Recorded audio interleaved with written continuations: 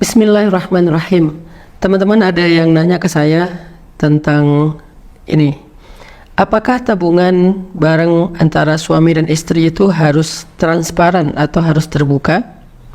Jadi ada satu ungkapan ya yang kayaknya populer nih di masyarakat kita. Uang suami, uang istri, uang istri, uang istri. Dan biasanya ini ungkapan ini mewakili aspirasi ibu-ibu nih, perempuan. Atau ada juga ungkapan yang lebih fair, uang suami, uang istri, uang istri, uang suami gitu. Jadi uang mereka itu ya uang sama-sama. Apakah seperti itu dalam Islam? Ini ada dua standar sebetulnya yang kita bisa bahas sebelum saya menjawab pertanyaan tadi ya. Pertama adalah standar syariat, yang kedua standar akhlak ataupun moral ataupun nilai.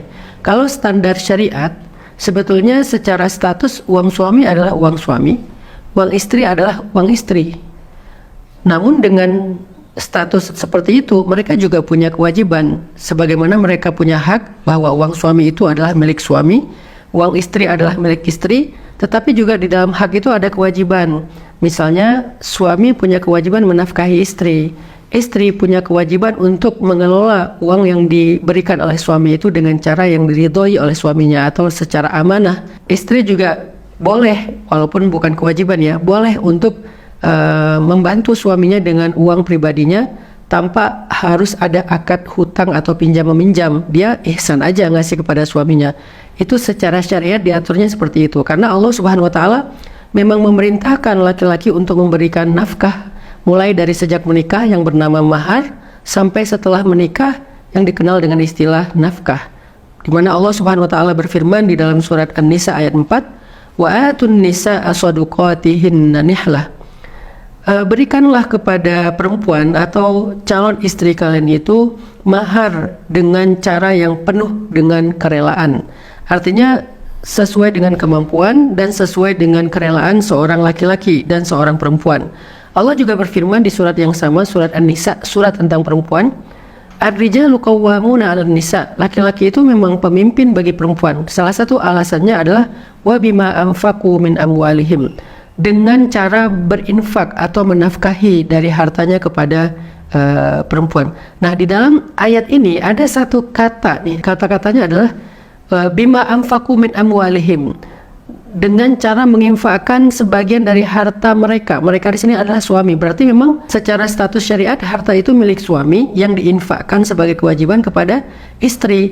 Maka jelas harta suami adalah harta suami, harta istri adalah harta istri. Ini standar syariat secara hak, sehingga mereka nggak bisa mengklaim kecuali yang di dalamnya ada hak orang lain, misalnya ada hak nafkah istri dari suami. Tapi secara moral, secara akhlak, dalam bahasa cinta, dalam bahasa kasih sayang, Allah Subhanahu wa taala menyuruh mereka untuk saling tolong-menolong dalam kebaikan. Wa ta'awanu 'alal birri wat taqwa. Tolong-menolonglah kalian dalam kebaikan, dan ini berlaku juga dalam pasangan suami istri.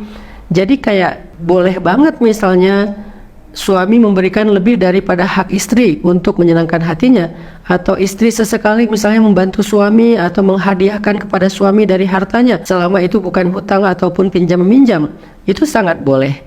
Maka secara hukum tidak ada kewajiban untuk transparan antara berapa sih tabungan istri dan berapa tabungan suami, tetapi secara moral dan kasih sayang sebetulnya ini sangat relatif.